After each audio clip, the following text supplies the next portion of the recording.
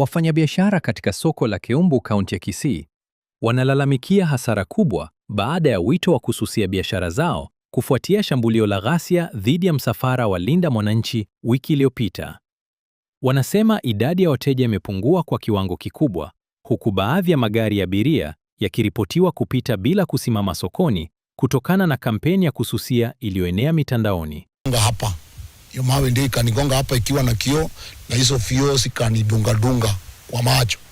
So na pia meno kuna shida kidogo.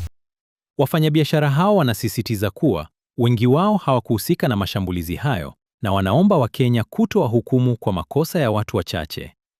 Wanasema bidhaa zao zinaharibika kwa kukosa wanunuzi na familia nyingi zinazotegemea soko hilo sasa zinakabiliwa na changamoto ya kujikimu.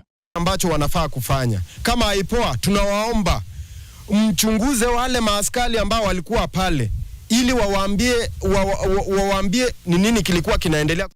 Wakati huo huo, uchunguzi kuhusu shambulio hilo unaendelea, huku maafisa usalama wakiwakamata washukiwa kadhaa. Sare ilikuwa sawa kutoka mwanzo, lakini hii Friday ndio tunalia, sababu hatukuwa tunajua hao watu walikuwa wanakuja kupigana. Sisi tulikuwa na furaha kwa kungojea hao watu.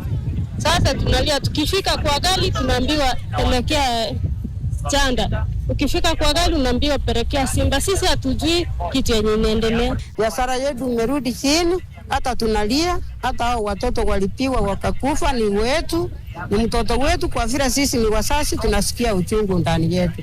Kwa hivyo wananchi wenzetu wengine msichukie wenzenu, tunapigana sisi kwa sisi. Kienda kuuza wanatuambia hawatulisifu vizuri, wanaona ni kama tutawarusha mawe vile walirusha wakati ule. Kwa hivyo tumeona vibaya vile tulikosea, kwa hivyo tunaomba msamaha.